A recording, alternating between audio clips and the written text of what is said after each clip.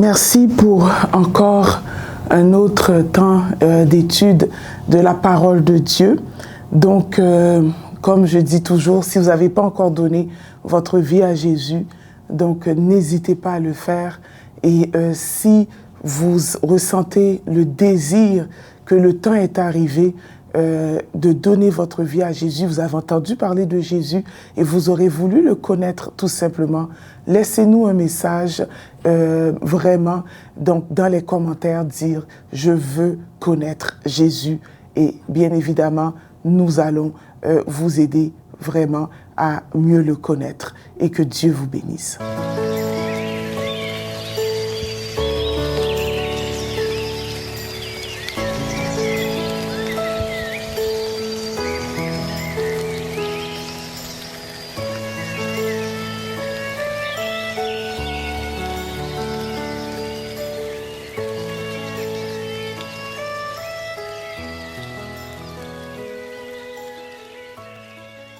Donc aujourd'hui, nous allons regarder les 8 façons dont Dieu peut parler à une personne.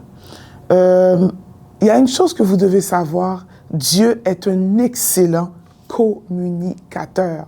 Donc Dieu communique et il est un excellent communicateur. Donc regardons ensemble 8 façons dont Dieu peut te parler. La première façon dont Dieu nous parle, il nous parle par sa parole. Au commencement était la parole, et la parole était avec Dieu, et la parole était Dieu, et la parole était Dieu. Donc Dieu parle par sa parole. C'est toujours cette voix que Dieu privilégie pour nous parler. Dieu nous parle par sa parole. Dans le livre de Hébreux, 1er, versets 1 à 3, nous pouvons voir ce que la Bible nous dit. Donc, nous pouvons aller regarder directement. Le livre d'Hébreux nous dit, après avoir autrefois, à plusieurs reprises et de plusieurs manières, parlé à nos pères par les prophètes, Dieu, dans ces derniers temps, parle par le Fils qu'il a établi héritier de toutes choses, par lequel il a aussi créé le monde. Donc Dieu parle par sa parole, parce qu'au commencement était la parole, et la parole était avec Dieu, et la parole était Dieu. La deuxième façon dont Dieu nous parle, il nous parle par des prophéties. Donc, la Bible dit que l'esprit de Jésus, c'est l'esprit de la prophétie. Donc, nous voyons cela dans Apocalypse 19, le verset 10. Allons-y, regardez ça ensemble. Apocalypse 19, le verset 10. Alors, je tombais à ses pieds pour l'adorer et il me dit, garde-toi de le faire, car je suis ton compagnon de service et celui de tes frères qui ont le témoignage de Jésus, celui de tes frères qui ont le témoignage de Jésus, adore Dieu, car le témoignage de Jésus est l'esprit de la prophétie. Donc le témoignage de Jésus, c'est l'esprit de la prophétie. Oui, Dieu parle par la prophétie et également, on peut aussi regarder dans 1 Thessaloniciens 5, le verset 21 à 22. Donc, je vous laisse aller le regarder. Donc, par sa parole, par la prophétie. Troisième façon dont Dieu nous parle, nous avons regardé dans l'étude précédente les songes et les visions. Si vous n'avez pas écouté cette étude, je vous écoute, allez l'écouter. On va mieux comprendre les songes et les visions. Donc, c'est la troisième façon que j'ai pu noter que Dieu nous parle par des songes et par des visions. Dans le livre de Job 4, le verset 13, la Bible nous dit que Dieu parle tantôt d'une façon, Dieu parle tantôt d'une autre, et il parle à travers des songes et à travers des visions. Si vous n'avez pas encore écouté l'étude concernant les songes et les visions, allez-y, vous pourriez donc quand même avoir certaines réponses à vos questions, je l'espère. Pour la quatrième façon dont Dieu parle à travers d'une autre personne. Et ça, c'est très important, hein? Pas toujours par un pasteur ou par un leader. Donc, Dieu peut utiliser n'importe qui pour parler. Dieu peut utiliser n'importe qui. Ça peut être un enfant, ça peut être un étranger, ça peut être aussi un païen. Dieu peut utiliser n'importe qui pour parler parce que Dieu est un excellent communicateur. Et depuis le commencement, Dieu a toujours cherché à communiquer avec l'homme. Donc, Dieu peut utiliser sa parole, la prophétie, les songes, les visions, il peut utiliser une personne. Imaginez-vous, dans le livre de Nombre 22, le verset 28 à 30, Dieu va utiliser un animal. Donc, on va aller voir ça, Nombre 22, le verset 28 à 30. Regardez ce qui va se passer.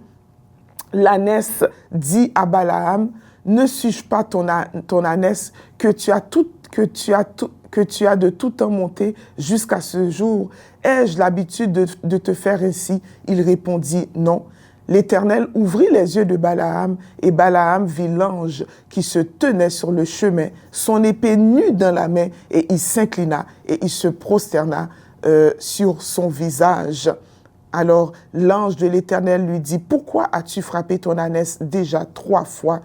Voici, je suis sorti pour te résister, car c'est un chemin de perdition qui est devant toi. Le verset 33, l'ânesse m'a vu et elle s'est détournée devant moi déjà 3 fois. Si elle ne se fût pas détournée de moi, je t'aurais même tué et je lui aurais laissé la vie.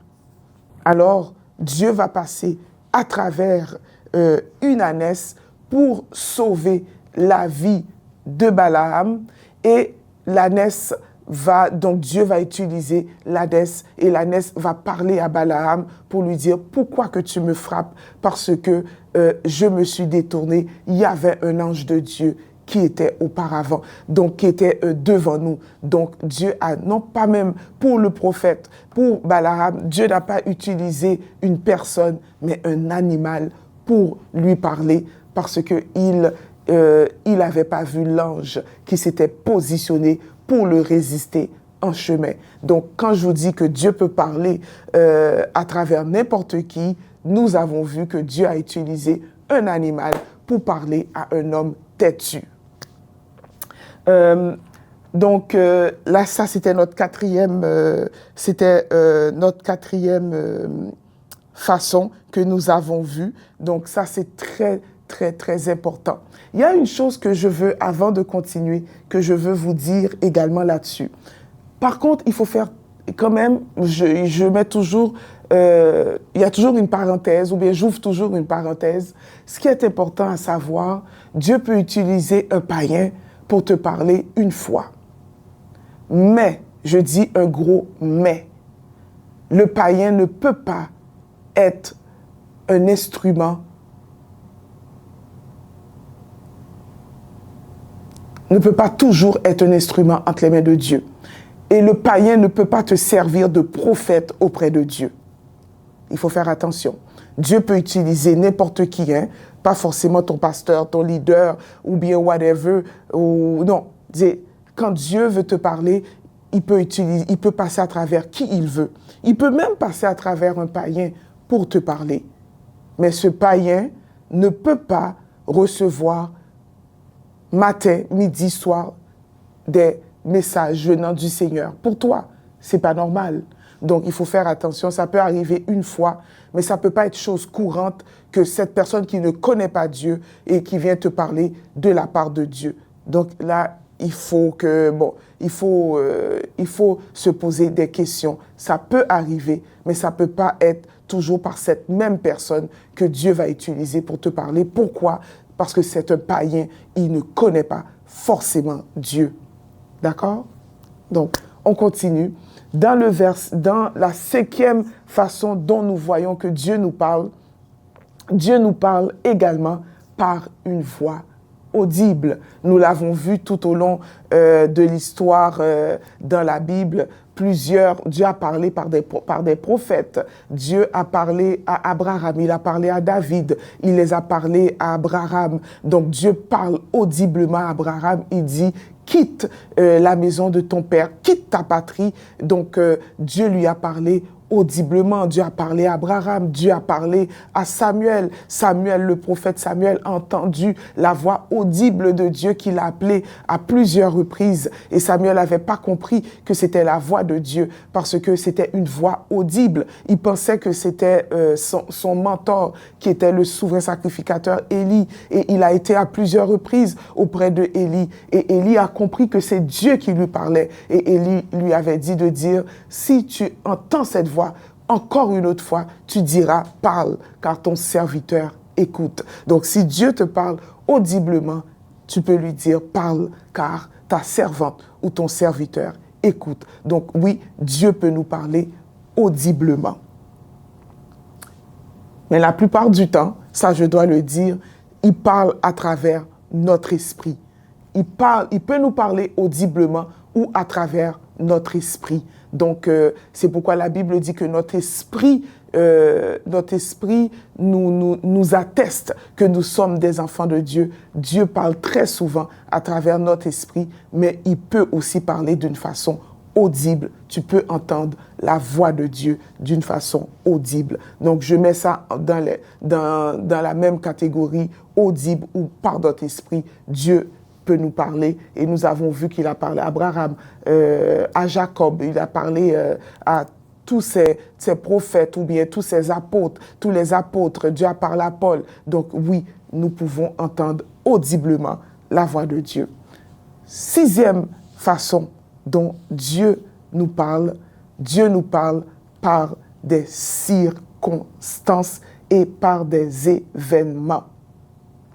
Dieu parle à Job à travers la création. Donc, nous pouvons voir cela dans Job 38, le verset 1 à 3. Job 38, le verset 1 à 3. L'Éternel répondit à Job du milieu de la tempête et dit, « Qui est celui qui obscurcit mes desseins par des discours sans intelligence ?»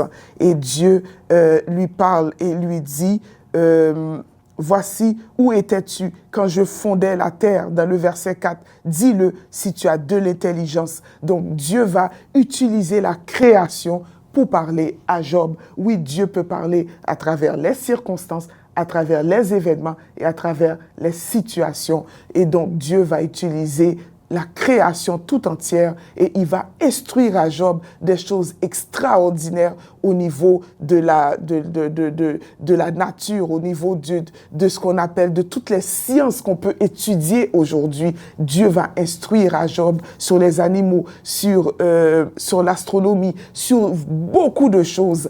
Au niveau de sa création, il répond à Job. Il ne dit pas forcément à Job, voici qu'est-ce qui est arrivé, voici pourquoi j'ai laissé, voici pourquoi que tout ça t'est arrivé. Mais à travers sa création, il a donné toute une réponse à Job. Et à la fin, Job a dit, j'ai entendu parler de toi, mais mes yeux t'ont vu, c'est autre chose et je me répands parce que je sais que tu es grand. Donc, il a parlé à Job de cette façon. Et Romains 1, le verset 20, donc nous voyons également que Dieu parle à travers la création. En effet, les perfections invisibles de Dieu, sa puissance éternelle et sa divinité se voient comme à l'œil nu depuis la création. Quand on les considère dans ses ouvrages, ils sont donc inexcusables, puisque ayant connu Dieu, ils ne l'ont point glorifié comme Dieu. Ça, nous avons vu que à travers les circonstances de la vie, donc nos propres circonstances de notre vie, on a vu les événements, les situations, et on a vu aussi à travers la création, Dieu nous parle. Donc, j'ai tout mis ensemble, donc j'aurais pu faire peut-être une plus grande liste, mais il y en a comme circonstances, événements, situations, création, j'ai tout mis ensemble pour pouvoir faire une liste qui est moins longue. La septième façon dont Dieu nous parle, cette fois-ci, j'attire encore votre attention. La Bible dit, Dieu parle à travers également notre conscience. Mais là, lorsque Dieu parle à travers ta conscience, c'est peut-être pas une bonne chose. Pourquoi? Parce que l'apôtre Paul va dire que lui, il sert Dieu à travers d'une conscience pure.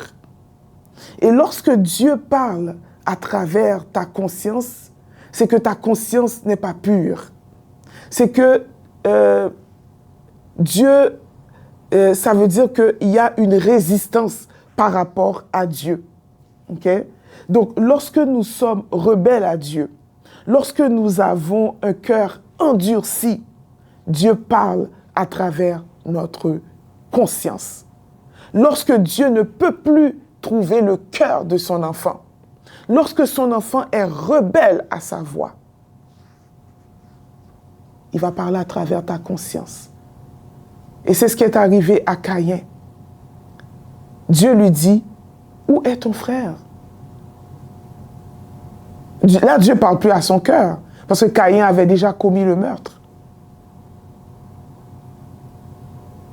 Et même avant cela, il lui dit, le péché, avant même qu'il le tue, le péché se positionne devant la porte de ton cœur. Le péché est à la porte de ton cœur. Domine sur elle. Domine sur le péché, pardon. Donc, le cœur était déjà mauvais.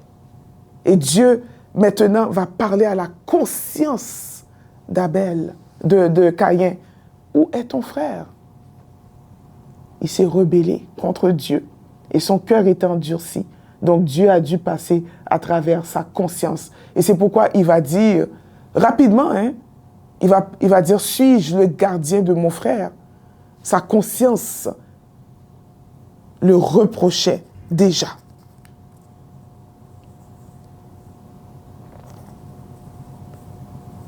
Sa conscience le reprochait déjà. Donc, il va répondre très vite. Il va être sur la défensive. Suis-je le gardien de mes frères, de mon frère, pardon. Et aussi, donc, ça veut dire que lorsque nous nous rebellons, donc Dieu parle à travers la conscience. Et comment que vous pensez que Dieu va juger le monde? Les gens qui ne connaissent pas Dieu, ils n'utilisent pas la parole, ils ne lisent pas la parole. Mais Dieu va les juger à travers leur conscience. Je me souviens un jour, quand j'étais enfant, je m'étais posé la question, nos ancêtres qui n'avaient pas connu Dieu, comment Dieu pourrait les juger, puisqu'ils n'avaient pas connu Dieu? Mais la loi de Dieu était inscrite dans leur cœur. Et leurs consciences vont témoigner contre eux. Il y a un passage de la Bible, malheureusement, je n'ai pas... Ok, voici, je suis là-dessus. Alors ça, c'était une question que je m'étais posée quand j'étais enfant. Je me suis dit, ok, mais ceux qui ne connaissent pas Dieu, nos ancêtres qui n'ont jamais entendu parler de Dieu, comment Dieu peut les juger? Dieu va les juger à travers sa loi écrite dans leur cœur. Et c'est leur conscience qui va les juger. Regardez ce que Paul dit dans Romains 2, le verset 14. Quand les païens qui n'ont point la loi, écoutez bien, font naturellement ce qui est prescrit la loi, ils sont en eux qui n'ont point la loi, une loi pour eux-mêmes. Le verset 15, il montre que l'œuvre de la loi est écrite dans leur cœur. Leur conscience rend témoignage et leurs pensées s'accusent ou se défendent à leur tour. Tour à tour. Il montre que l'œuvre de la loi est écrite dans leur cœur, leur conscience en rendant témoignage et leurs pensées s'accusant ou se défendant tour à tour. C'est ce qui paraîtra au jour où, selon mon évangile, Dieu jugera par Jésus-Christ les actions secrètes des hommes. Dieu jugera les actions secrètes des hommes. Par sa parole, si tu connais Dieu. Mais si tu avais vécu dans la rébellion, ou bien tu n'as pas connu Dieu, c'est par ta conscience. Dieu va utiliser ta conscience. Et c'est cette conscience qui te jugera devant Dieu. Dieu ne juge personne, mes amis. Nos actions nous jugeront. Notre conscience va nous juger. Et je peux vous dire que si un enfant de Dieu arrive à ce que Dieu lui parle à travers sa conscience, sache que tu es en rébellion avec Dieu et tu n'écoutes pas Dieu, tu résistes à sa voix et ce n'est pas une bonne chose. Nous avons vu que ceux qui ne connaissent pas Dieu, qui ont ignoré la loi de Dieu, il y a encore leur conscience parce que la loi de Christ est écrite dans leur cœur et c'est leur conscience qui va rendre témoignage ou qui va les accuser. Que cela ne nous arrive pas au nom de Jésus. Regardez Jean 8, le verset 9. Nous allons regarder quelque chose et Dieu va parler à la conscience de certains hommes. Cette femme adultère qu'on devait lapider. Et la Bible dit dans Jean 8, le verset 9, Jésus va dire que celui qui est sans péché jette la première pierre. Dans le verset 9, quand ils entendirent cela, accusés par leur conscience, ils se retirèrent un à un, depuis les plus âgés jusqu'au dernier. Et Jésus resta seul avec la femme qui était là au milieu. Alors s'étant relevé et ne voyant plus que la femme, Jésus lui dit, « Femme, où sont ceux qui t'accusaient? Personne ne t'a-t-il condamné? » Elle répondit, « Non, Seigneur. » Et Jésus lui dit, « Je ne te condamne pas non plus. Va et ne pêche plus. » Ils n'ont pas lancé la première pierre parce que Jésus avait dit que celui qui est sans péché lance la première pierre. La Bible dit que leur conscience leur ont accusés parce que eux-mêmes, ils faisaient des choses secrètes. Eux-mêmes, ils étaient dans le péché. Le péché de cette femme était voyant, donc c'était aux yeux de tous.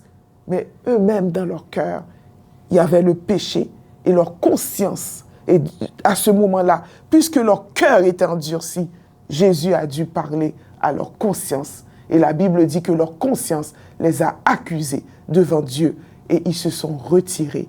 Et personne n'a lapidé cette femme. Le dernier, et non le moindre, celui que Dieu aime beaucoup, c'est notre cœur. C'est pourquoi la parole de Dieu dit dans Proverbe 23, le verset 26, « Mon enfant, donne-moi ton cœur. » Quand le cœur appartient à Dieu, il entend et il écoute la voix de Dieu. Car c'est là que Dieu trône, c'est sur le siège de notre cœur. Il inscrit ses lois et ses commandements sur la table de notre cœur.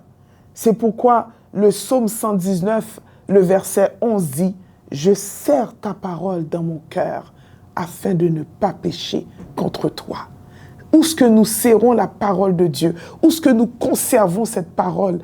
Nous la gardons précieusement. C'est dans notre cœur. Ce n'est pas dans notre conscience. Mais parce que la conscience peut nous accuser ou témoigner. Mais Dieu dit, je serre ta parole dans mon cœur afin de ne pas pécher contre toi. Et c'est pourquoi Dieu dit, mon enfant, donne-moi ton cœur. Nous pouvons voir Deutéronome 6, le verset 5. Donc, pour terminer, Deutéronome 6, le verset 5. Attendez-moi. Donc, la Bible dit, tu aimeras l'Éternel ton Dieu de tout ton cœur, de toute ton âme et de toutes tes forces. Et ces commandements que je te donne aujourd'hui seront dans ton cœur. Les commandements que Dieu te donne, c'est dans ton cœur. Parce que tu dois aimer le Seigneur ton Dieu de tout ton cœur, de toutes tes forces et de toute ton âme. Et ces commandements seront dans ton cœur. C'est pourquoi que tu gardes ces commandements précieusement dans ton cœur. Donc, nous avons compris que le cœur est important et c'est ce que Dieu veut. C'est le cœur, c'est ton cœur que Dieu réclame. Et si on regarde Éphésiens 3, le verset 17, Éphésiens 3, le verset 17. Alors regardez ce que la parole nous dit dans le livre d'Éphésiens 3, le verset 17. En sorte que Christ habite dans vos cœurs par la foi, étant enraciné et fondé dans l'amour.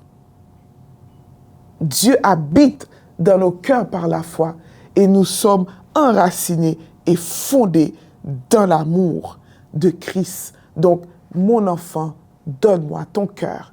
Il exige que nous l'aimons de tout notre cœur, de toute notre force, de toute notre âme, de toute notre force, car c'est là que résident les commandements de Dieu et c'est là que Dieu siège sur le trône de notre cœur.